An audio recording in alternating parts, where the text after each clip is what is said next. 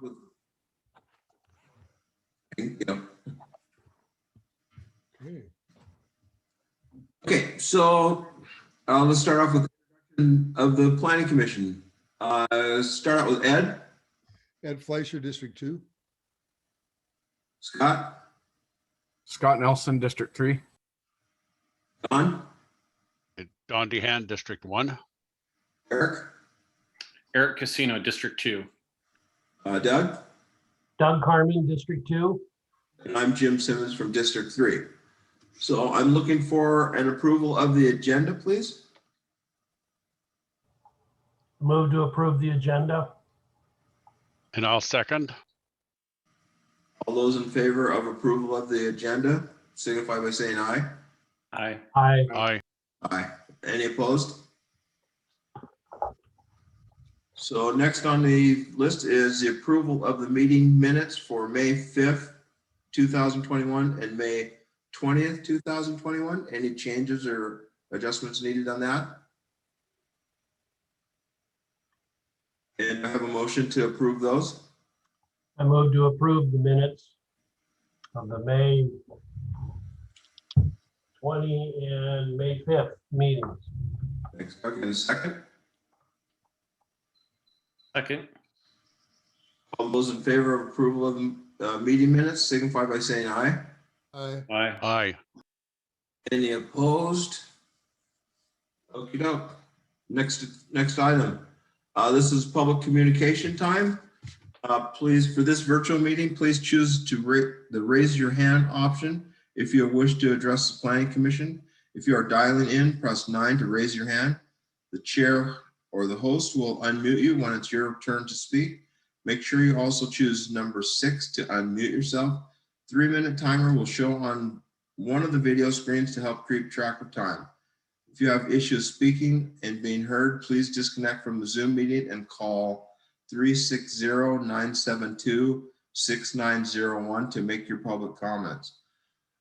Just as a reminder, please keep your comments. If you have a comment about the Shoreline Master Program or the Capital Improvement Program, please, did I say that right? No, excuse me. If the public hearing, if you have a comment that concerns the public hearing of the Capital Improvement Plan or the wireless code, please save those comments until we get to that public hearing. Otherwise, raise your hand and we will get to you. Patrick Townsend. Commissioners, good evening and thank you. This is Patrick Townsend. I'm a shoreline property owner here in Thurston County. My comments today are about shoreline stabilization. I just want to make a few statements. This is personal to me. We are engaged right now in a bulkhead removal project to help restore ecological conditions on the shoreline here in Thurston County. These are extensive, difficult, expensive, and time-consuming projects to restore the shoreline to a more natural state. We know that hardened bulkheads are one of the worst ecological impact, have one of the worst ecological impacts in Puget Sound, and removing them is a difficult process. So what we've learned from this process by working with Thurston Conservation District is that there are a lot of barriers to recovering the shoreline.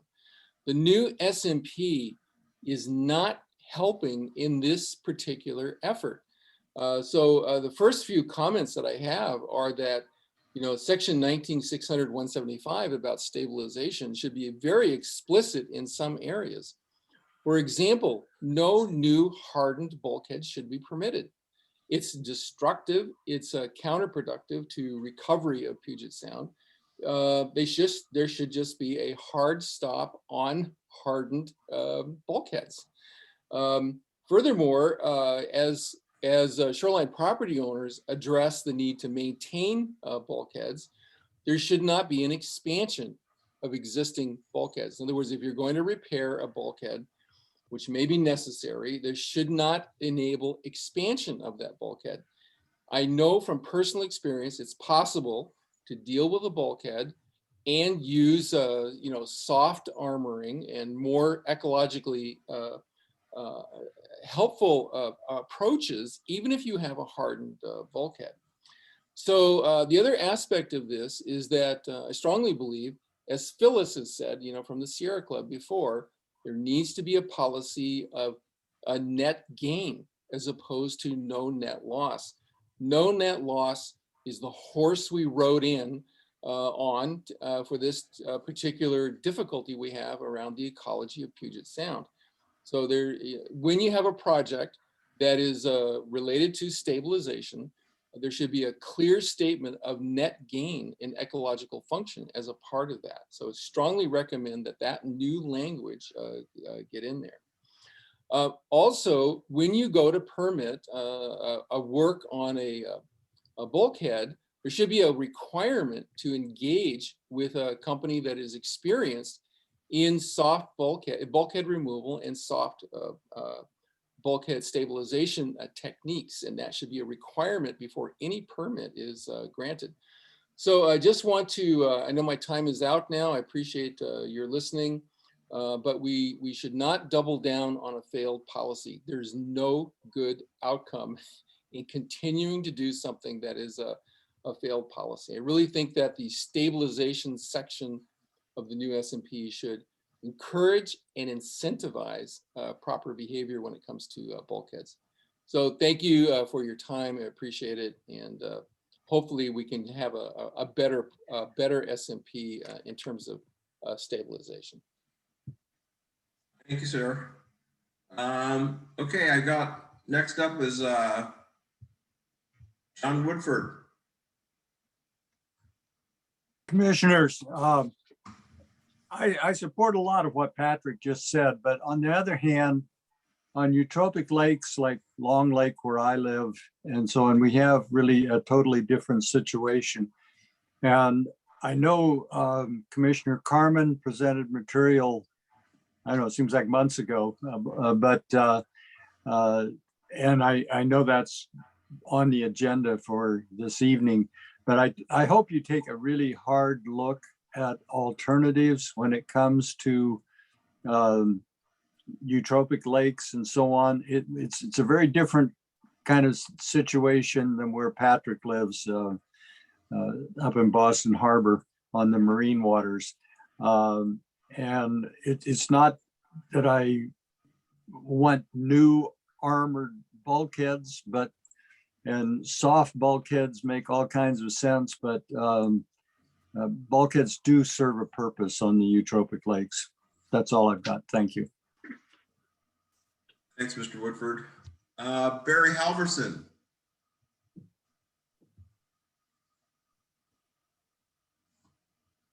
Oops, maybe it's me. No, I think it was me. Can you hear me now? Yep. Yeah, I just like to ditto what John just said about bulkheads on lakes versus Puget Sound. But I'd also like to extend my appreciation to the 6 or 7, sometimes 7 commissioners. 6 of them are on the call tonight that have really, in the last 3 years, worked diligently to move this Shoreline Master Program ahead. And 3 of them that I know put a lot of effort into reading this document, studying this document, researching this document, and making a lot of very good recommendations and changes to this document. And speaking for the Lake Lawrence community, we really appreciate those efforts and look forward to the final document coming out pretty soon. The last comment I'd like to make is a thank you to Andrew DePhobis for getting back to me on our canal dredging situation.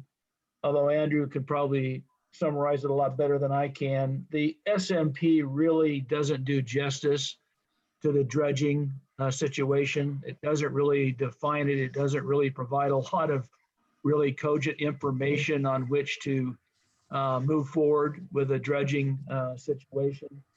There's a lot of other things that go into that, and them working with the planning folks there provided us some good, useful information, and I just wanted to say thank you. That's all I've got. Thank you, sir. I'm not hearing any other hands at this time. Is there anybody else that would like to speak during this period? Not seeing anybody raise their hand. We are going to move on. To Andrew, the work session for the Shoreline Master Program. Okay, great. Good evening, commissioners. Andrew DeFobis, Associate Planner with Community Planning and Economic Development. So tonight we're going to continue with our review of the SMP. There's really only a couple topics remaining before I turn it back around and present you with a draft that has all of your feedback sewn up and into it. So tonight we're talking about shoreline stabilization, permitting, and development standards. And then time permitting, we'll discuss the SMP appendices, B, C, and D. So we'll be looking for specific amendments to the text that you wish to introduce or options that you wish to put in the draft for public hearing. We did receive one comment from a citizen on the SMP ahead of this meeting, and I forwarded that, or I believe Sonia forwarded that to the Planning Commission. It got put online today. Essentially, that person was asking questions about buffers in the SMP and the relationship between the SMP and the critical areas ordinance. So I did respond to that citizen, tried to clarify what is in the draft and let them know that there is some additional language surrounding the topic of CAO and SMP that's going to be coming back in the next version of the draft. So just wanted to give you an update on that. So you should have received the staff memo on shoreline stabilization. As was pointed out, that came out quite a while ago, back in March. And then Commissioner Carmen has also provided comments on that staff memo, which were provided to you as well. So the approach tonight is going to be to let Commissioner Carmen walk us through his comments and take a look at he wrote comments on the memo itself, so we'll look at those and then we can look at the standards in the SMP and see if from any discussion the Planning Commission has, anyone wishes to introduce any amendments to the SMP language. So with that, I will turn it over to Commissioner Carmen if you wanted to kind of walk us through your comments on that. And then I know you also had comments, you proposed some policies for the draft related to water quality. So we could touch on those as well. Sure. I think key is starting out with the memo I sent to you, Andrew, and forwarded on to the commission on suggestions for changes in policy within the SMP. There already is a policy in the SMP for water quality. Are you going to bring that up? I'm going to try to share your memo. Okay.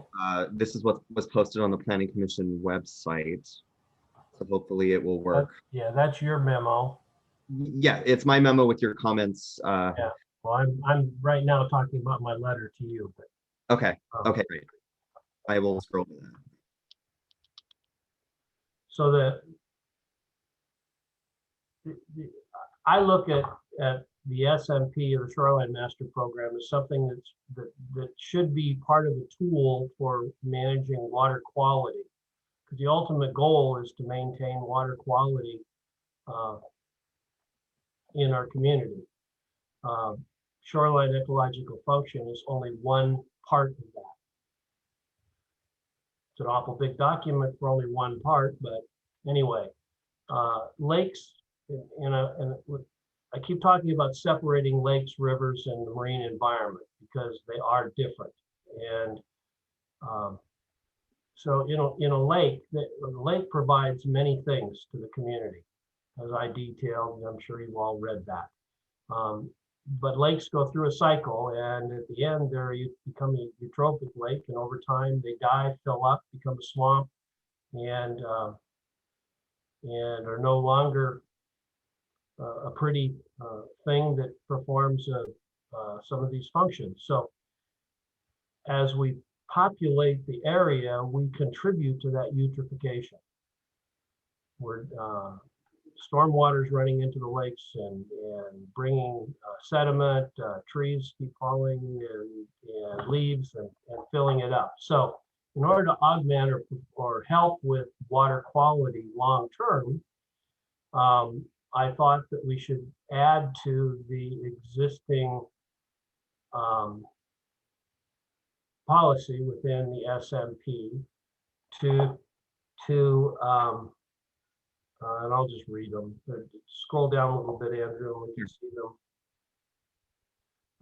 So in addressing eutrophic lakes, you add a policy that say prevent the introduction of sediment in eutrophic lakes from wetlands encroachment and shoreline erosion, which accelerates the aging of these lakes, degrades water quality, impacts aesthetic qualities, recreational opportunities, and causes adverse effects on the shoreline ecological function.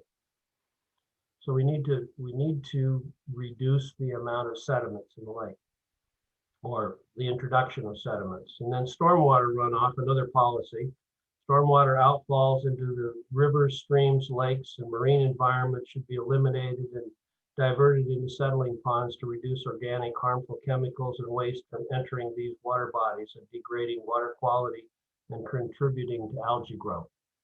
I've made the statement that I've gotten from the stream team that 75% of the pollution in Puget Sound is from stormwater itself. So by adding these two policies, it should give us flexibility in section 600, to make some changes at least from getting sediment in the lake, to reduce that sediment. And in your memo now, Andrew. Just go to the top. Yeah. Okay, great.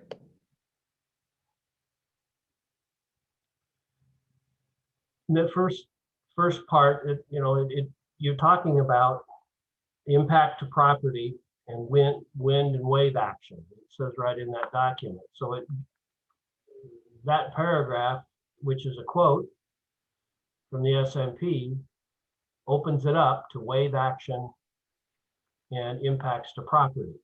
So it gives us an in to talk about just erosion. That second one, I don't know whether can you open that second? I was not able to. I wasn't sure if it was just like a blank. No, that's right. It's a blank one. It's not. I tried to open it and I finally got it open. It was empty. Okay. All right. So you can scroll to the next page. Okay. I'm only going to point out those things that Andrew put in here that gives us some openings to do different things. And I can hover and hopefully bring up the text, and I hope y'all can see that. Great. So it's this section here says to prevent single-family residence occupied prior to January 1, 1992. My question is what's the difference between prior to January 1, 1992 and after? Right. I'm not sure where that date, I'm not sure why that date is in the WAC, or sorry, in the RCW, but it is directly from the RCW. So it does not prevent newer structures from achieving shoreline stabilization if it is warranted, but it states that, structures that were occupied prior to that date get a preference for permit issuance. And so we put that in the draft. Yeah, so was there an updated draft in January of 1992? I think there was some change in state law that occurred referencing that date. I'm not sure why, but that is, I could look into it. I just know this is what if that's what the law says, there's not much we can do about that. Right. So, that was just a point of question. Yeah. I don't think it does not prevent newer structures from getting shoreline stabilization. It's just saying there was some point, line in the sand at some point, and I don't know if there was a lawsuit or case law or something that promulgated that, but that's what we have to work with. Okay, and next one, erosion of the shoreline in a eutrophic lake contributes to the decay of water quality in the natural environment, as well as the aging of the lake. thus the reference to the preference to issue permits in a eutrophic lake. Mhm. And so I'm encouraging, in eutrophic lakes, I think we need to create a difference between, a pristine mountain lake and a eutrophic lake. They need different things in order to maintain the water quality.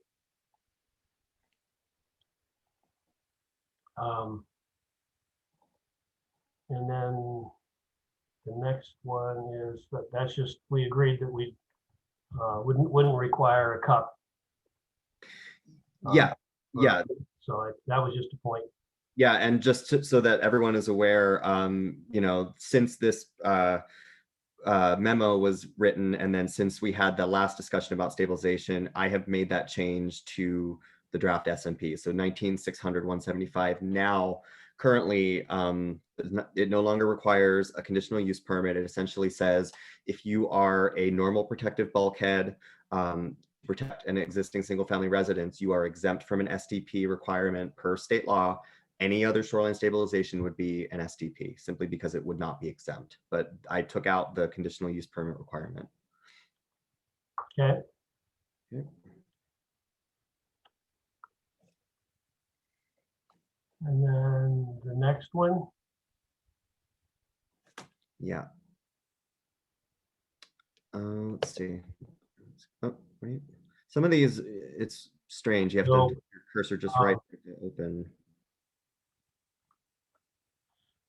So maybe just seeing what it says in the section. It says, master programs are instructed to allow modifications that are appropriate for the type of shoreline and environmental conditions of the site. So the point here is that it allows for us to differentiate. It gives us flexibility. Yep. We could say in a eutrophic lake or in an urban lake or something like that, it's different. Mm-hmm.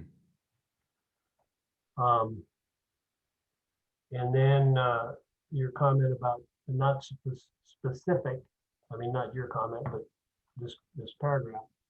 Since the guidelines are not specifics to shoreline environment, we should be able to differentiate where appropriate and justified to protect water quality and the health of the water body.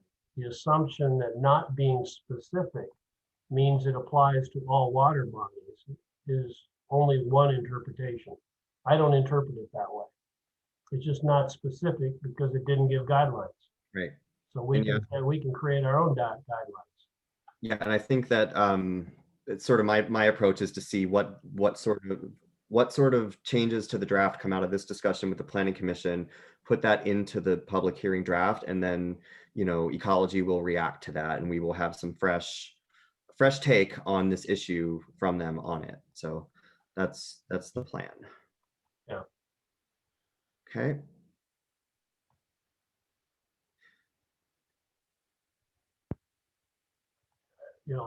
This is really a big financial burden to have a homeowner who's needs to redo a bulkhead or something and has to go hire consultants in order to put in justification for all this stuff. Mm-hmm. I'm hoping, or not hoping, but I assume the law actually requires this because it's, sometimes, my philosophy is government causes more inflation than anything else. And it's because of a lot of regulations that require people to spend more money to do things that really aren't necessarily that important. Mm-hmm. So, so this language here is directly from the WAC. So the WAC does require geotechnical analysis for new shoreline stabilization, hard stabilization. It does not require it for replacement. The draft SMP does require it for replacement. So that is an instance where the draft SMP is currently more restrictive than state law. Yeah, so my recommendation here would be not to require it for existing or replacement. Yeah. Because again, that's a big expense. Yeah, and I think that is, that's something that the rest of the Planning Commission could choose to weigh in on now, or we could wait until we are looking at the actual standards. But I certainly expect that issue will come up when we do that. I agree with Doug on that, especially because even when we look at things like danger trees and that kind of stuff, if there's an imminent danger from a tree, you don't have to hire an arborist to come out and tell you that it's going to die in the next 3 years. You're allowed to take care of it right then and there because it's a danger.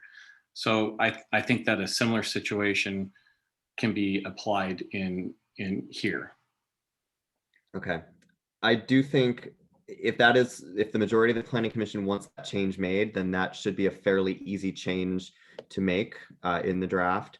So I'm gonna open up my screen so I can see more of your faces. So the proposal here would be in the draft SMP to not require a geotechnical analysis for replacement of an existing, assuming it's going to be the same size and it's not an expansion. And so is that something that you all would like me to put in the draft? Okay, I'm seeing nods and Yeah, okay, great. So I agree. I am happy to make that change per planning commission direction and we can keep moving. Okay. Okay, back to you, Oh, Commissioner. just another use of the word uses. In other words, you can protect a use, not just a residence. Okay, Again, but this is for replacement, so it's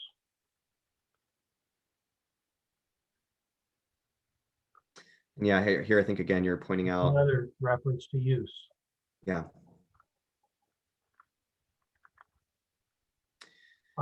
Well, because we used the word use before, I'm suggesting that we would add the word use here, protecting existing family home, comma, use, comma, appurtenant structures. First Okay. step guidelines. so when we get into the draft, let's look at that when we have the draft actually pulled up, and if you want to wordsmith that and the planning commission wants to wordsmith that, we can do that. So okay, great, I'll just note it down for now. Okay. All right, so moving on here to, again, okay, and so we kind of covered this one. This was where you made the comment about requiring geotech for replacement, and I'll go ahead and make that change. So I apologize, guys, but we're getting close to 7 o'clock, so Yep. we can come back to this at the end of our public hearings. Yep. But I think we're gonna need to, I've got a couple minutes to 7. Yep. So we're gonna need to move. And again, we can come back. Yep, sounds good. Okay, I will see you guys on the backside of your hearings. And let me get the right one here. So today we're having a public hearing. Oh, I'm gonna call this, oh, not yet, anyway. Today we're having a public hearing on the capital improvement program with some minor amendment. Today we are here to hold a public hearing on a minor amendment to the Thurston County Capital Improvement Program, which is Appendix G of the Thurston County Comprehensive Plan. The amendment adds 2 capital facilities to the capital improvement program for 2021 and 2020 through 2026. This is a virtual public hearing. Those wishing to testify have joined by Zoom, phone, emailed in comment, or mailed in comment. If you wish to testify, please choose the raise your hand option. If you are dialing in, press 9 to raise your hand. The chair will call your name and unmute you when it's your turn to speak. Make sure you also choose number 6 to unmute yourself. If you have issues speaking or being heard, please disconnect from the Zoom meeting and call 360-972-6901. Each person will have 3 minutes to testify. I'll be calling out names for oral testimony. When you hear your name, please unmute yourself to testify. Time may not be given to another person. When testifying, please provide your name and address for the record. Ask Sonia to review the public comment timer. And you can see it there. It's on the right of my screen. It'll go from, it's a 3-minute timer. It'll go from green to yellow. Yellow signifies you have 30 seconds left. And when it gets to the red, we'll ask you to wrap up your last thoughts. So we're going to open this public hearing with a staff presentation and ask Jennifer to provide background information. Oh, wait, we need to do the public comment. Well, we can, we can open the hearing for public comment after I do my brief presentation. Okay, thank you. Just setting it up for context. Again, this first public hearing is only on the amendments to the capital improvement program. So that's the only thing we're going to be taking public comment on, and it should be pretty quick. And then we'll move and close this hearing and open our second public hearing tonight on wireless code. So just to set that expectation for everyone. But again, this first public hearing is about the county's proposal to add 2 projects to the 6-year capital improvement program. And again, that's the program within the county comprehensive plan that describes all of the capital projects the county may expend funds, public funds on in the coming 6-year time period. Any amendment to the capital improvement program has to go through this legislative process, including planning commission review, which is why we're here tonight. And the capital improvement program can be amended whenever we have a major budget amendment at the county, which is what's going on right now. We keep the budget and the capital improvement program aligned, but the capital improvement program is a financial plan. It is not a budget. So the numbers in that program are usually estimates. The 2 projects that are proposed to be added to the plan are a lease and tenant improvements at the 3000 Pacific Avenue building in the city of Olympia, and then also the purchase of buildings in the city of Tumwater, known as the Mottman Complex, and full project descriptions and anticipated costs were provided in the packet. Costs are estimates, and both these added projects are intended to help implement our capital facilities plan, which anticipates the need for additional space for county administrative offices. This is described in Chapter 6 of our comprehensive plan. So these 2 projects are being added in order to implement those goals. After the hearing tonight, I'm hopeful to get a recommendation from the Planning Commission that I can then take to the Board of County Commissioners for their consideration. Note there is one small update to the project descriptions that were provided in the packet in Table 7-2 expenditures. The project locations are listed as Olympia and Tumwater UGAs, but they're actually in the cities. So we'll update that and fix that error when we move this forward if we get a Planning Commission recommendation tonight. The county has not received any written comment ahead of tonight's hearing. So that concludes my presentation. You're welcome to call on folks now. Jennifer. If you'd like to speak on this subject, please raise your hand. Give your name and address for the record. And let's see if anybody's out there.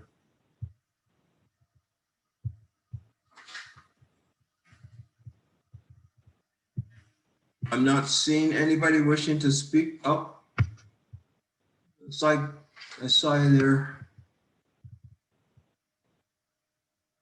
John Pettit, I saw your hand go up for a sec. Would you like to speak? Yes, I do want to speak. Thank you. Can you hear me? Yep. Okay, my name is John Pettit. I live at 9725 Rich Road, Olympia, Washington, 98501. First of all, I'm kind of actually surprised that, considering the nature of what is being considered, I'm very surprised that there has been virtually no public input from as far as opportunity to really bring the public into this process. That is one of the, under your Section 6 of the capital facility plan, including the public in all phases of the capital facilities plan, and that would have to include amendments also. Clearly, this has been almost a silent issue done in the dark. And I think that by presenting it the way which it's being presented, it's like you guys really don't matter. As a planning commission, you're a rubber stamp and nobody's really going to care what you say.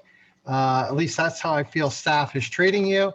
And I think that there's some important factors involved here. I'm going to go through just a few of the things which I think is very important. First of all, part of the capital facilities plan under this chapter is to avoid expensive remedial action. This plan was just approved less than 6 months ago. It had opportunity for the public to be involved. And now, what do we have? We got to have this through today. It's unreasonable. Are you actually informed about all the aspects here? You already know from watching and participating in the community, you already know that the county has not had enough money to maintain its current facilities.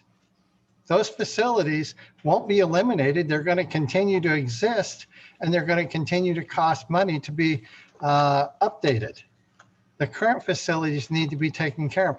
But with this plan, you'd be moving forward with another 140,000 square feet of operation and maintenance cost, which under any normal level by the state standards, Office of Fiscal Management would estimate it to be about $1,150,000 per year.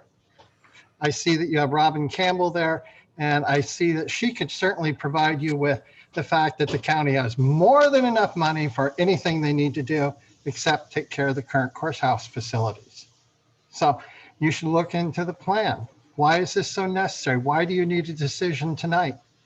Because they move forward on items without actually asking. So please put it to the side, take some time, get all the information you can, because quite honestly, it's a very bad thing to do, a very bad program, and you should be entitled to get the information before making decisions in a 10-minute time frame. Thank you. Great. Thanks, Mr. Pettit. Is there anybody else that would like to speak? I have John Woodford. Hello again, commissioners. John Woodford, I live at 7541 Holmes Island Road, Olympia. I would have really not paying much attention to this, as I'm sure most people haven't. Mr. Pettit kind of referred to the same thing, and what is the meaning of this before the Planning Commission. But the one item on it that struck me as something that just flew out of the blue in the last few days is the 3000 Pacific Avenue lease and tenant improvements. Where did this come from? I mean, just all of a sudden, this building is being considered for moving the bulk of county offices, everything except for courts and court-related items, to a site out on a kind of nondescript part of Pacific Avenue, if you excuse the reference for the neighbors out there. But $7 million in tenant improvements for that building seems just outrageous. It's got to be, I assume, a temporary location. Civic buildings should, I'm an architect, civic buildings should play an important part in every community. And in a sense, the courthouse complex does now, although you're outgrowing it and whatever, but to just pick a building because it's available, there must be dozens of buildings available in the Olympia area if you're looking for a short-term arrangement. I know the state is cutting back on office space, and it has to be true all over the place, but where did this come from? It's really out of the blue. I'd like to hear some rationale for why it's worth $7 million. That's it. Thank you. Thank you, sir. Is there anybody else that would like to speak? Oops. Christy. Good evening, commissioners. I'm going to jump in on this capital improvement program too. I unfortunately have not studied it in detail, but just what I've heard this evening, $7 million on tenant improvements, and I'm a finance manager my entire career. That's a lot of money on tenant improvements. Again, if it's not meant to be a permanent building. So I would also echo the previous callers that, you know, perhaps a deeper dive needs to be put into this capital improvement plan before it's passed on. So those are my thoughts on this evening. Thank you. Thanks, Christy. Anybody else would like to share with us? I'm not seeing anybody's hands. Is there anybody else that would like to share with us? Okay, I believe the next step is to close the public hearing now at this point, and then we will open it up for discussion within our members. Anybody have something they'd like to add? I did meant to introduce Assistant County Manager Robin Campbell, who's here to help answer questions as well. Well, Robin, maybe you can answer some of the questions about the financing before we get started with the with speaking among ourselves. I'd be happy to answer questions about the financing. The proposal for the building has been discussed by the Board of County Commissioners in many work sessions over the last few months. As you know, we are running out of space at the courthouse on the campus. And the county had proposed having a ballot measure for a new courthouse that was removed from the ballot. It would have been on the ballot about a year ago. And the Board of County Commissioners removed that. However, the county government still needs space. So we were tasked with looking around Olympia to see what we can find. It must be within city limits, according to state law, our seat of government. And we were asked to look and see what was available in Olympia that would meet the county needs. Only 2 properties were found that are currently available and had sufficient square footage in a configuration that would work. And the 3000 Pacific building was one of them. The owner is currently in the process of renovating the building and would have built it to suit rather than paying a higher price for the lease. We negotiated a lower lease price over time and agreed that we would pay for the tenant improvements up front. They are estimated to be $7 million, and that's to configure space for the assessor, auditor, and treasurer, our building permit center, and for the Board of County Commissioners, our Human Resources Office, Information Technology Office, Financial Services, and the Board of Equalization. I think that's all of the offices and departments that would move in. And we're currently working with each office and department to determine what their needs are. So the $7 million is for walls and counters and furniture and wiring and all the improvements that we need in the building to be able to make it operational for all of those sectors of government. The annual lease cost, we're looking at a 7-year lease. The annual average dollars, it's for 90,000 square feet.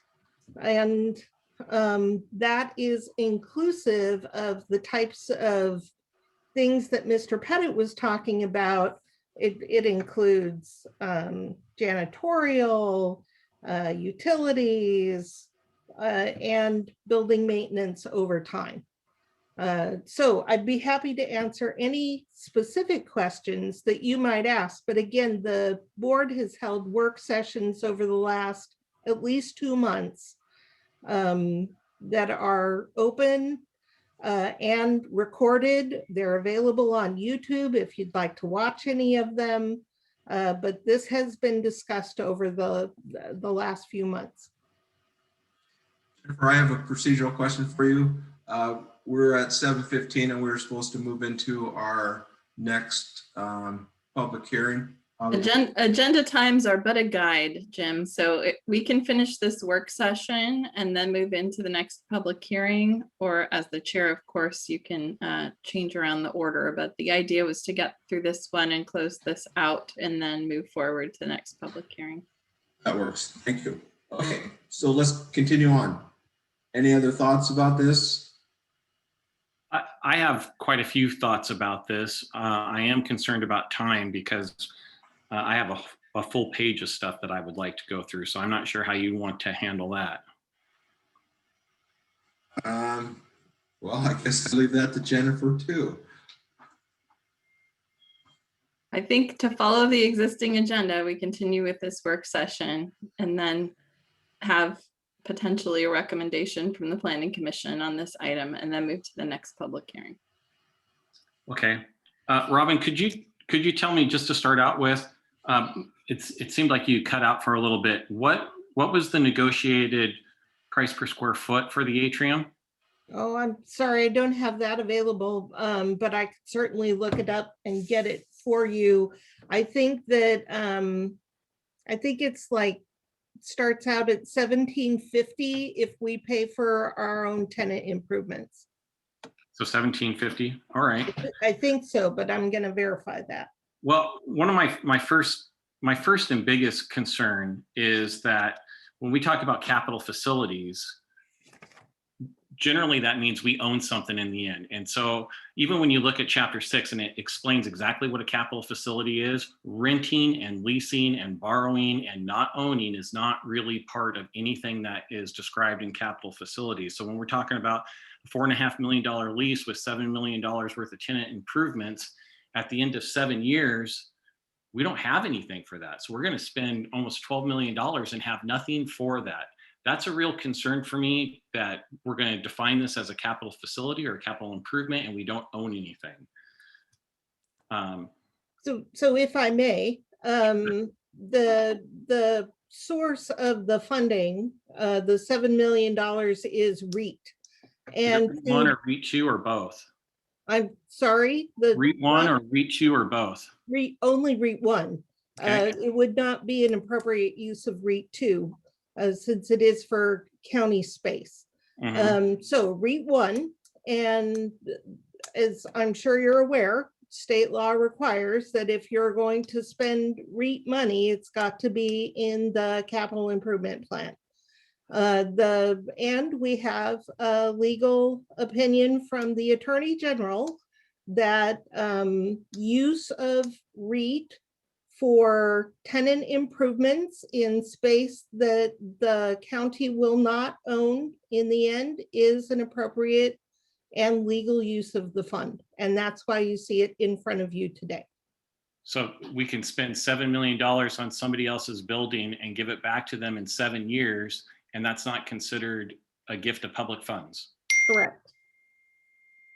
That's correct. I'm sure that the lawyers looked at it and saw it that way, but it sure doesn't feel right from the public end of things. I do have some other concerns about the cost of this particular facility. When I look at chapter 6 of the comp plan, the objectives 1D about paying for capital facilities, and policy 7 is to provide capital facilities at the lowest possible cost.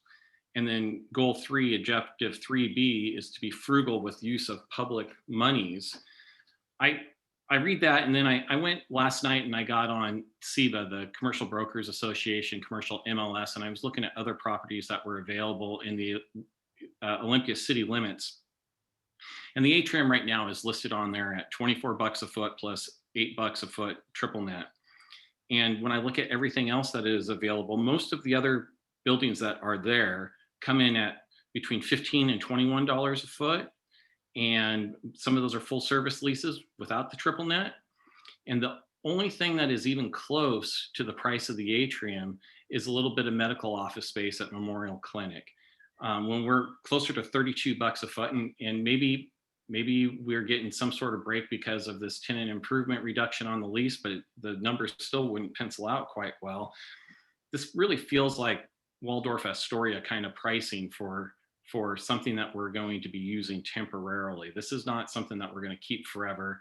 This is not an art project. This is really expensive office space.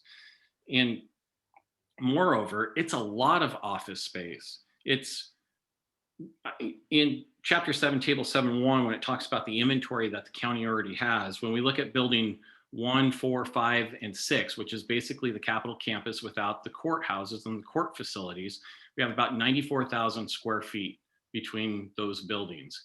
This is adding another 90,000 square feet on its own. So it's almost doubling. This one project is almost doubling the amount of square feet that the Capitol campus is already using outside of the courts. And that's basically the departments that you said are going to be using this facility. But then I also look and at chapter 6F, the county government facilities there, it says that government administration, that type of space, needs a gross square feet of 219 gross square feet per full-time employee. Well, that would be about 430 employees. I don't know how many people work for the county right now, but the idea that there's going to be 430 employees and maybe 422 employees at the Atrium, 430 at the Capitol or the courthouse campus, I don't think we have that many people. I think that this whole idea that we need this is antiquated. I mean, the idea that we need it was based on work done in 2018. I think that need in 2018 was overstated. I'm sure there's a lot of debate over whether it was not overstated in 2018. But post-COVID, with as much work from home as we have, as empty as the parking lot looks whenever I show up at the courthouse now, I'm having a really, really hard time believing that the 2018 need for more space for the county is still applicable today. And I wouldn't want to say that people want this because they want something new and shiny, but it kind of feels like that. When the iPhone 6 came out and my kid had an iPhone 5, all of a sudden that iPhone 5 didn't work very well. And as the person paying for the phone, it was kind of irritating. And the other part about this that I don't like is that in chapter 6, goal 3, policy 4 is that we should be looking for alternatives. And we in appendix G, it already shows that we have $5 million scheduled for 2022 and $45 million for 2023 for county courthouse infrastructure upgrades. I think it's about time we do some upgrades on the county courthouse infrastructure, but doing that and doubling our square feet and paying Taj Mahal type prices, like we're all going to move into the Waldorf Astoria, it seems huge. It seems way unnecessary. It seems very expensive. And at the end of 7 years, some building owner has just the nicest building in town and we have nothing for it. I'm going to have a very hard time. Well, I know that I'm not going to be able to give a yay vote on adding this to the plan.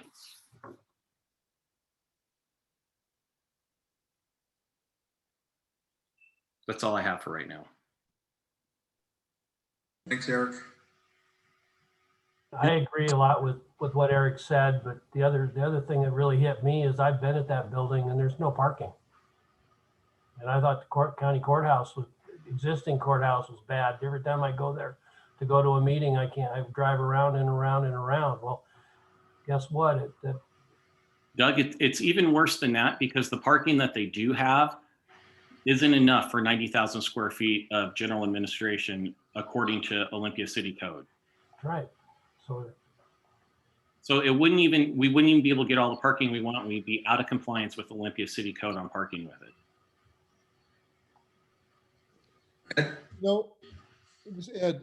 My comment, I've said this before when this has come up with this capital facilities plan. I mean, I thought Eric had a lot of good things to say there and he'd done some research and whatever. I've always felt this shouldn't be coming to the planning commission at all. This is a question for the elected officials. It's a tax and spending question for our 3 commissioners. The capital plan is big and thick and has taken, hundreds of hours from all sorts of staff that work for the commission.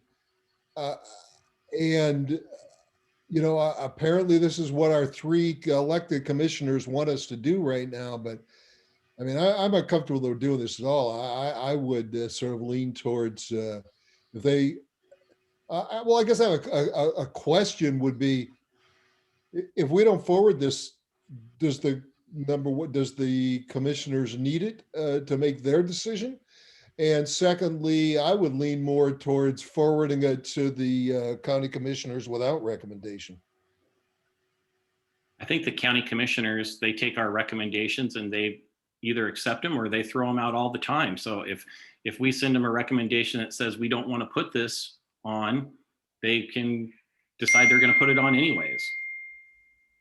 That's right. The county commissioners have the legislative discretion. The planning commission recommendations are advisory to the Board of County Commissioners. So they have discretion to go in the direction that they feel they want to go. But part of hosting this process at the planning commission level is to have this exact discussion, provide that opportunity for public input, and to pass that perspective up to the Board of County Commissioners. Well, I guess my other comment would be, I mean, I know that the county commissioners, both the current ones and their previously, have been looking at replacing all sorts of options about the courthouse and county space or whatever, and have done a lot of looking into that. I mean, I don't feel that I know enough about the needs of the county, the various departments and the space requirements and that to make a reasoned judgment on whether this additional office space is needed or not. So that, anyway, that's, that's my only comment.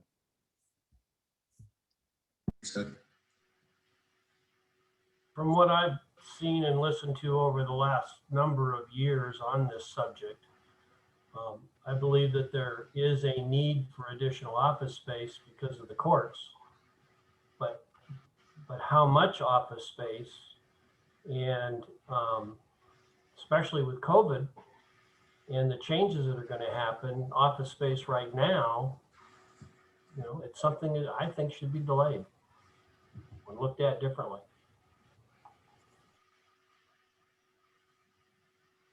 Well, Jennifer, it sounds like we need more discussion on this.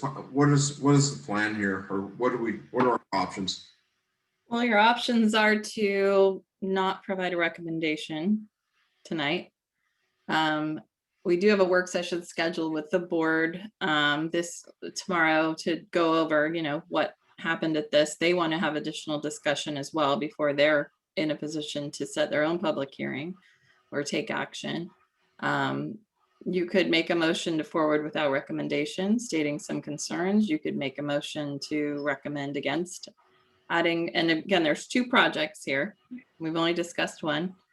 Or you could make a motion to forward them with your recommendation. So I think it would be helpful to this project in general. There's been a lot of work done. There's been, you know, it hasn't been done in the dark. It hasn't been done in a black box. There's been a lot of staff work done, analysis done, and county commissioner discussion done to date, in addition to putting it on our webpage and the typical noticing we do in the 20 days before this hearing. And it's timely to get this done in time with the spring budget amendments, because that's the only way the county would be able to potentially spend those REIT funds that Robin mentioned on these facilities, is by adding it to the capital improvement program now this spring, and aligned with the county budget amendment process, which is ongoing. So there's a little bit of a time factor here with this, but you're free to make whatever motion you see fit on this topic, and I can give that to the board tomorrow at their meeting. Don? Thanks. So one of the options we would have would be to split this apart and vote it as a recommendation on Mottman, and to not recommend Pacific if we think that it's not a good and prudent use of public funds. That could be your motion. I mean, you're welcome to make the recommendation that you as a planning commission want to make. It's provided as a package, but you can make that motion.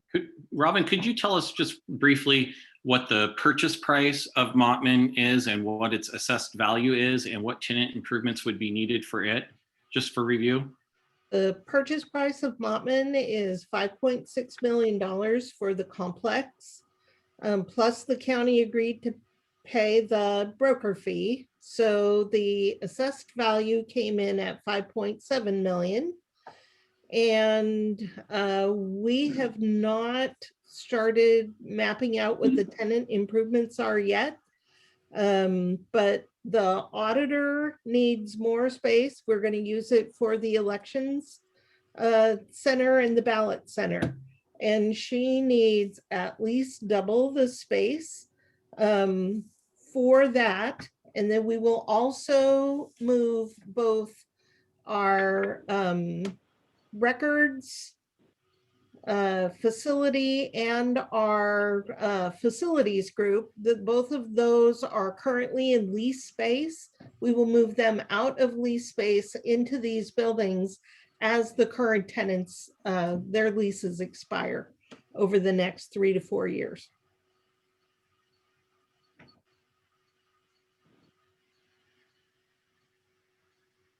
I would be prone to make a motion to kill the Atrium and postpone decisions on Mottman at this particular time.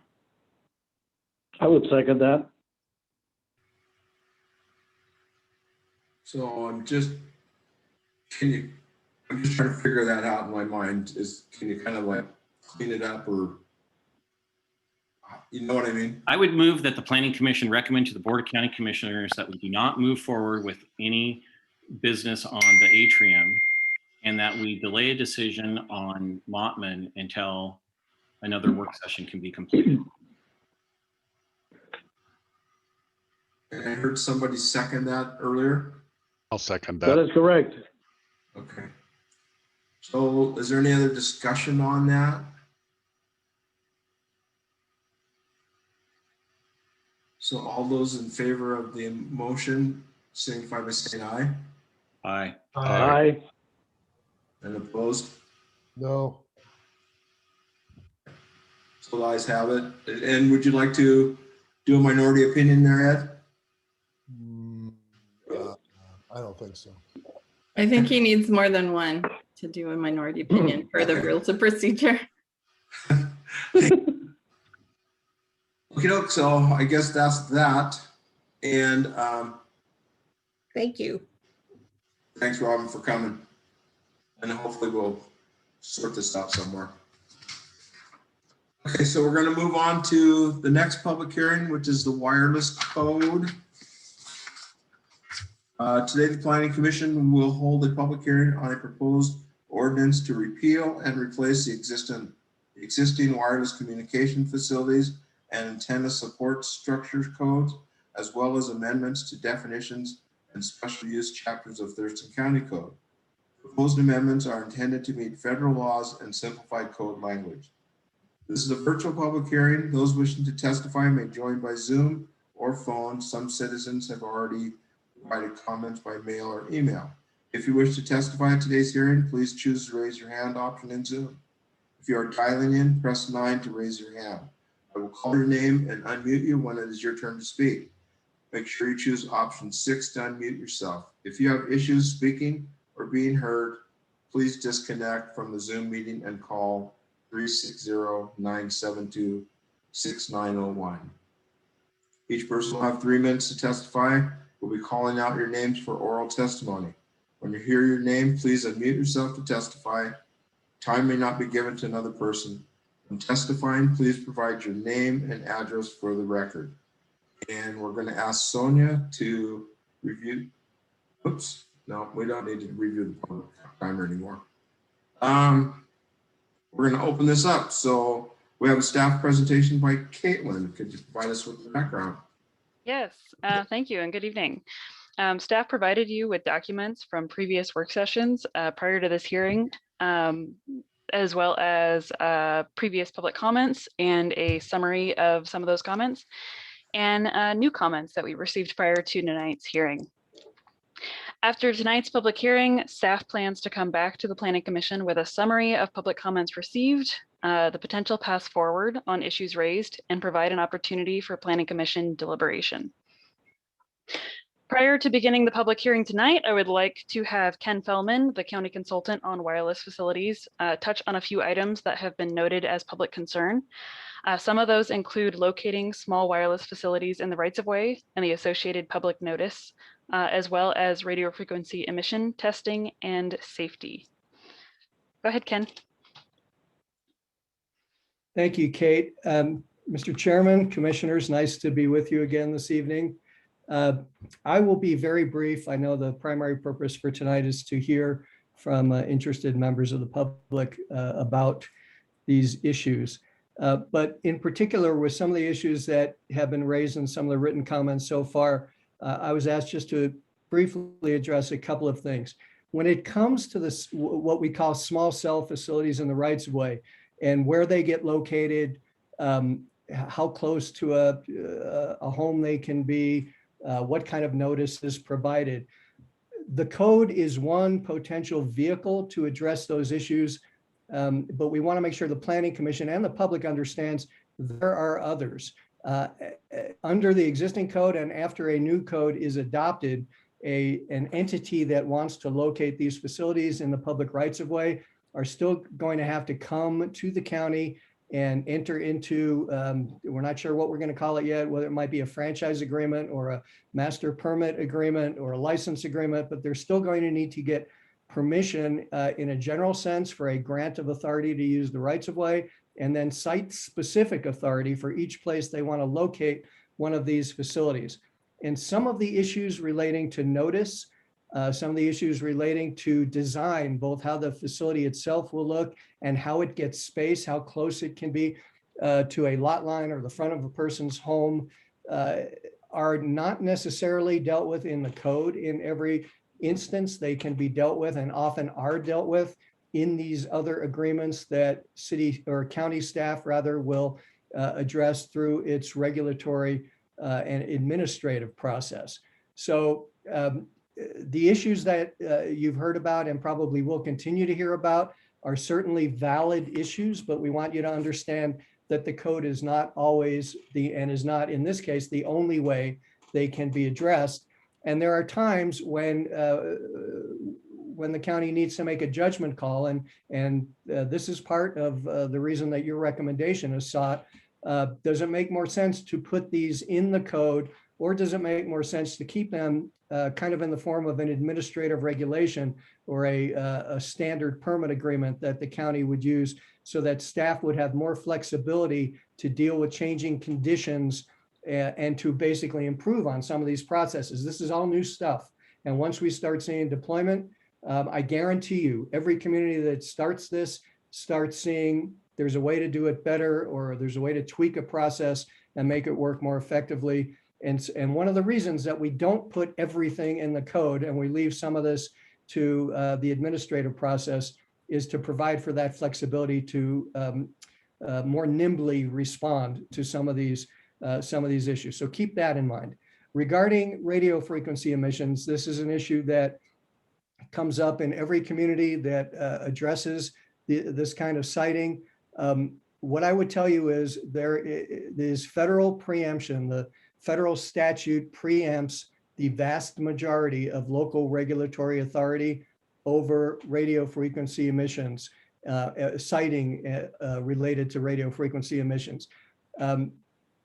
You may hear that the county code isn't going far enough, that there's more that you might be able to do. And I would tell you this, the place where I start is I will make a recommendation to staff and to you for a certain level of regulatory oversight that I can reasonably assure you this will keep you out of trouble. You will not get sued if you regulate up to this point, or if you do, you are likely to prevail. Then there's a gray area, and it can be a large gray area in some cases where you might hear, well, some community in California did this, or some community in New York did this, and maybe they haven't been sued over it yet. And frankly, I really don't have a dog in the hunt. I'm here to help you manage this process in the best way that you can. And if after you hear all the testimony, you direct staff or want to make a recommendation to the Board of County Commissioners that we think you should be more aggressive, my advice may be the county is exposed to more legal liability by doing that. But if that's the way that the county commissioners decide to go, they can certainly go that way. And then, of course, there's the other extreme where some of the regulations, I may say, I can almost guarantee that you're going to get sued if you do that and you will lose. So keep in mind when you hear about radio frequency emissions and how far the county can go in its oversight, there is a well-established, recognized way that you can regulate up to a point that seems to be accepted by most local governments and most applicants, and avoids litigation and legal challenges. And when you do more, you expose the county to more risk. We can have those discussions, and we'll be happy to respond to your questions when we get them about, where those lines are and how far you might be able to go and what the levels of legal risk are. So I wanted to lay the foundation for those two issues. And like you, look forward to hearing the feedback we're going to get from the public this evening.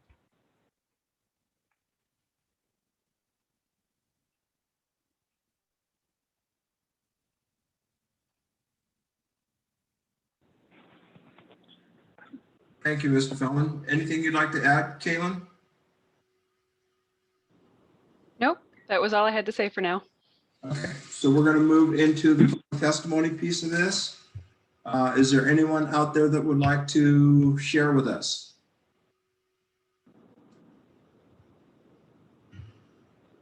There they come. Rebecca Campbell.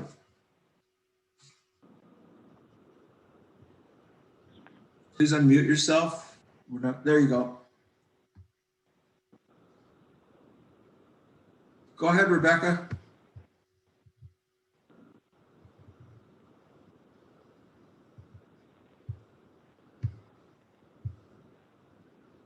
We're not getting anything.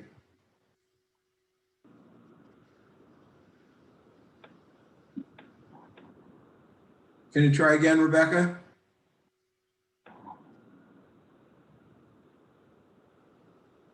Okay, Rebecca, we're going to come back to you.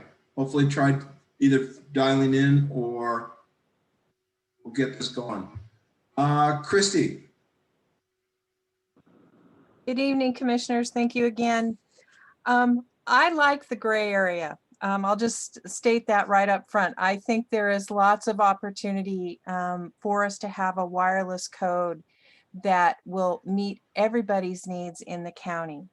So first of all, I'm requesting that you send the current draft wireless code back to the planning department and do not send it to the Board of County Commissioners. Secondly, require that a citizens advisory group be engaged to work with the planning department staff to incorporate the advisory group's recommendations into the wireless code. Third, that the planning department design a wireless code that includes safe and equitable protection for the citizens of Thurston County. All of this can be accomplished. I will take a little bit of issue with Mr. Feldman. All of this can be accomplished and be FCC compliant. Fourth, develop a code which does not preempt the rights of local jurisdiction. The United States Congress has long recognized the rights of local governments to manage local public rights of way and zoning. It is all of our responsibility to exercise that right for the benefit of Thurston County residents. There is language within the Federal Communications Commission 2018 ruling referencing county localities' authority to establish guidance for the procedural rules outlined in the Telecommunications Act. I also disagree. Code equals permit. And I've watched how diligently you have all gone through line by line by line of the Shoreline Master Plan. The wireless code deserves that same kind of detailed review. There are citizens in Thurston County who are willing and ready to assist with drafting a code which will stand for years to come. The intent is to develop a code that will avoid conflict, unnecessary and costly legal proceedings by both the citizens and the county. The intent is for a code which will allow for technology to be implemented in a manner which is transparent and safe. This technology requires safeguards, independent third-party review, and ongoing oversight funded with fair and reasonable application, permit, and routine license fees. Professionals are required annually to pay a fee, right? Doctors have to renew their licenses and continue with their education to be to practice every year. Sorry, I guess I'm done. I think you've heard my 4 points. Thank you very much for listening. I have a phone number that ends in 0356. You're up. Hello there, Josh Stottlemyre. Can you hear me? Yep. Go ahead, Josh. Josh Stottlemyre, 11204 Chaucer Lane, Olympia. I represent a group called Thurston County Citizens for Sensible Wireless Code. The goal of the code rewrite was to bring the code into compliance and give permit staff clear guidance. Unfortunately, the draft code does neither very well and needs significant work before going to the BOCC. License agreements, which Mr. Fellman referred to, have their uses but are not subject to public review and therefore are not a good vehicle for accountability. A couple of things to point out. First, the rules for a small wireless facility in the right-of-way on a new structure are basically non-existent in the draft code. There are some rules for size of the antenna and equipment boxes, but literally nothing for setbacks, spacing, minimum heights, placements, etc. We asked the staff about this, and the response was, and I quote, "It's very possible it was forgotten." This is understandable given the complexity of the code and the FCC rules, but it has to be addressed. We can't have the Wild West for wireless companies in the right-of-way. You could end up with dozens of new poles on the same block, all spaced differently with different heights, different designs, placed in front of picture windows or too close to a driveway. Small wireless facilities ranges are in miles. There is no need for them to be even close to houses. While the draft code may bring us into compliance with the rules wireless companies want, it is out of compliance with the rules meant to protect citizens and the environment. The FCC sets limits on RF radiation exposure.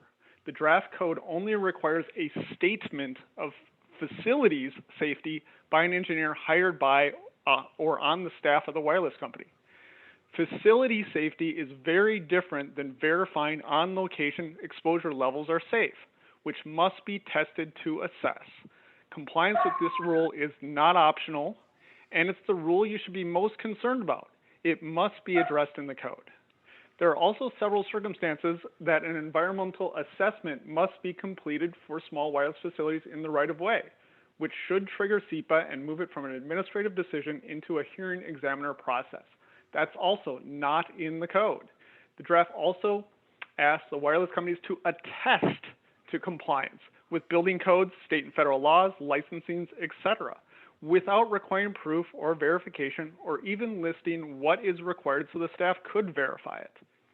In court cases throughout the U.S., small wireless facilities are being found lacking FCC required licenses, NEPA checklists, environmental assessments, with applicants falsely claiming exemption. Structures are regularly found not to meet electrical and structural codes or are in excess of FCC safe RF exposure limits, especially where facility signals overlap or are close to people. We want proof, verification, testing, and inspections, not attestations. We need a citizens advisory board to help with code development, mandatory RF safety testing by the county before and after install and periodically, notification and comment periods for all new applications, gaps in coverage requirements, significant setbacks from all dwellings. We need prioritized locations with residential areas being lowest priority, and we need compliance with all FCC rules, not just the ones wireless companies want. If you do not respect people's homes and neighborhoods with significant setbacks and ample notification and ability to comment, the county will be inundated with angry calls and lawsuits from citizens and homeowner associations, which come with real damages. Lawsuits I'm going to ask you to wrap up your thoughts here. Your 3 minutes have passed. Yep. Two small things. Lawsuits from wireless companies only come with an order of compliance. There's no monetary damages, but there's monetary damages from your citizens. To help the county, we have hired a top wireless attorney to do a code review and detail any legal or compliance and other pitfalls with the draft code. Unfortunately, that was delayed, and we will be submitting that as soon as tomorrow for your consideration. Thank you for your time. Thanks. Have Sue up? Good evening, commissioners. Can you hear me? Yep, you're good. Okay, good. This is Sue Danver. I live at 7106 Foothill Loop Southwest, Olympia, 98512. And Christy and Josh have spoken at length and in greater detail than I could. They're the experts, but I have grave concerns of the code that exists right now. I will get more specific. They went into the larger legal ramifications, but I have chosen not to have a 5G phone. I choose less stress for my life over speed and convenience. I love my neighborhood with all facilities underground, no wires, no poles. I appreciate the view from my picture window out onto forest and the streets, but mostly forest. But as I read the code, of 8 houses in my cul-de-sac, I understand that lawns are preferred over trees. And I'm the one of 8 houses that have a lawn. And I have a right-of-way, probably 5 feet, a ditch and next to the road. And I suspect if and I can't determine by the code, that I will have one of these small wireless facilities that I don't need, and I don't even know if my cul-de-sac needs. But I'm not sure that's considered when a company comes in. So I went to the code last night, and it's very confusing. 110% of this and blah blah blah, and it could look like this, and I don't know how tall it is. I don't know what kind of surroundings it will be around it, but I know it will be right in my view shed. And I'm not using a phone, and I don't want to use the phone. And so I'm not alone. There will be thousands of people in Thurston County that will have the same situation. And they're oblivious to this right now. We are all overwhelmed by what's happened in the last year. And most people are unaware of this decision that's being made. One concern I have is administrative decisions. I run into administrative decisions on permits, and you get the permit, they get a temporary permit, and then the administration goes out and makes others decisions without not consulting the citizen, and they are made without our participation. That's what I've experienced with the housing developments. Will that be the experience with this? So I support the Citizens for a Sensible Wireless Code and all their recommendations. This is serious, and what will happen once it's passed? Can we change it? Can we revoke it if we find things are unacceptable? Or is it like most codes, like mineral lands, that get reviewed every 10 years? Those are my questions. Thank you very much. Thank you, Sue. Is there anybody else in the public that would like to speak on this subject? I'm not seeing any other hands raised. We will close the public hearing at this point and open it up for discussion within our members. I do see one more hand raised. Oh, sorry. It just came up as you're saying that. I didn't see that one. You just came in late. Okay, Chris, sorry.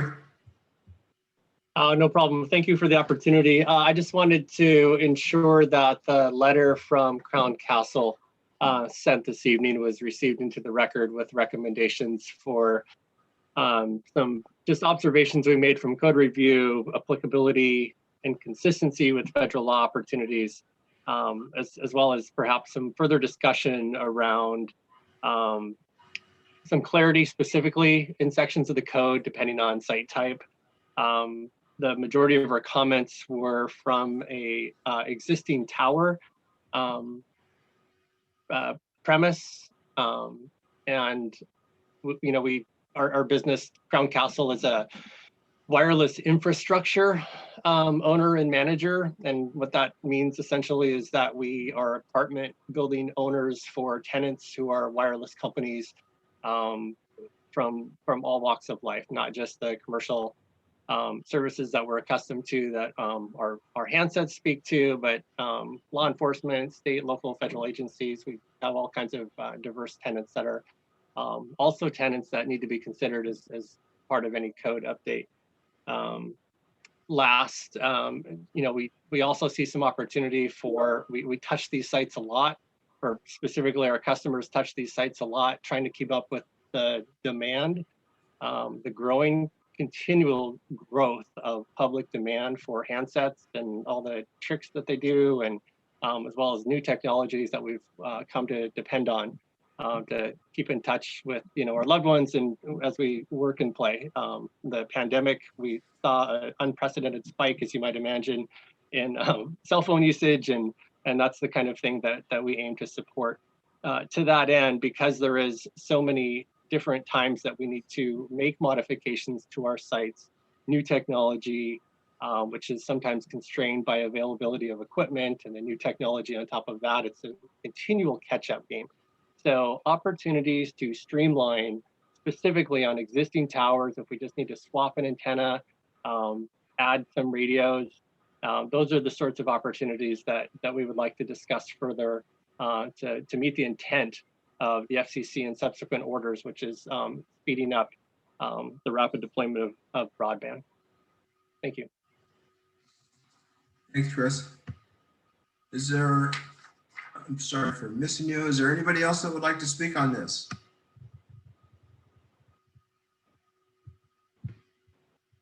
Michelle. Hello, everybody. Thank you for this hearing. I just want to acknowledge the first speaker and his suggestion of a citizens committee to work on this process. And mainly because of what I've experienced through a county decision in the past with the marijuana ordinance, that it was completely poorly thought out when that was brought into the public. And I have great concerns that after spending $75,000 to fight that issue next to my property, that now I'm going to go into a battle with basically a microwave tower that will bring even more harm to my family. And if you've ever tried to sleep next to a cell tower, I had insomnia for 4 nights just trying to sleep next to one of those. So I ask you to look into this way more deeply than you ever did with the marijuana planning, and think carefully through it and listen to the citizens. There are real concerns that have been expressed. And I just know from my experience that even though the county says there's transparency, we've had very little assistance from anybody at the county. So thank you very much for this opportunity. It was a little off the cuff just listening to you tonight. And Eric, I very much appreciate what you had to say earlier in the previous hearing. Thank you very much. Thanks, Michelle. Anybody else out there? I'm not seeing any other hands. One more shot. Does anybody else like to speak on this subject? Okay, we're closing this public hearing and we're moving it back to the commissioners. Anybody like to share on that? Well, yeah, I got some stuff. Of course you do. I know that we do have some time sensitive issues here, but I would hope that our time sensitive issues are not so urgent that we can't work through some of these things a little bit more diligently. And, you know, right now I'm the newest planning commissioner, so I don't have a lot of experience in a lot of these different areas, but outside of the SMP, this particular issue I've been contacted by more people than any other subject that we've dealt with besides SMP. And that surprises me because we did we got a lot of comment, and I got personally contacted for the smokehouse codes or for mineral lands, ag lands overlaps, or the recycled asphalt, or even the rezone for the Rochester prison. Those things, people would seek me out to tell me what's going on, but it's been nothing like this wireless code thing. So I think that there is a huge amount of interest in this particular issue, second only to SMP. So understanding that this needs to happen sooner rather than later, the whole idea of having more public input and maybe a stakeholder group to help go through some of these draft regulations is something I would really encourage and like to see. And I don't know what the process for doing that would be. And Caitlin, I don't know if you've ever ran a stakeholder group or anything like that, but if we can set up something to accommodate this and let people have a little bit more direct input, I think that would be a good thing. I'll just respond to that briefly, Planning Commissioner Casino. The option to form a stakeholder group, sometimes we do that around projects, obviously. We've done that. We're using the Ag Committee for the Ag project. We did that for mineral lands. That's a call for the Board of County Commissioners. Only they can direct the work of staff and find the budget to support what usually is a facilitated stakeholder group and determine we have the capacity and budget and resources to do so. The Planning Commission is free to make a recommendation to the county commissioners on that topic. I could actually bring that to them, without bringing them the code. I could bring that a recommendation from the Planning Commission on that issue of forming a stakeholder group so they can have that discussion and have a check-in with the board. I'm happy to do that. They've also been contacted directly by community members calling for the formation of a stakeholder group. Again, that's the board's call, something that they would decide. As for this process, right now we anticipate follow-up work sessions with you, right, to work through this code and to answer the questions that you've heard tonight and that you might have. So we don't have to figure out everything tonight or jump to a recommendation. We've built time into the schedule to have follow-up work sessions with you on this item. That's great. Thank you.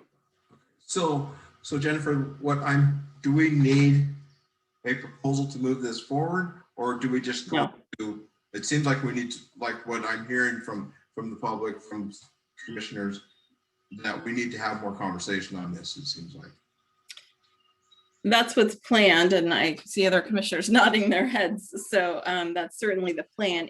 If there are questions that the commissioners have that are burning questions tonight that they want to put out on the table that we could come back in the next work session and provide answers to, in addition to what we heard from the public asking about, this would be a good time to put out some of those questions. But if you can't think of them right now, you're going to have multiple meetings on this one, I can almost guarantee. I guess where I'm kind of going, do you need any type of motion to move to that point?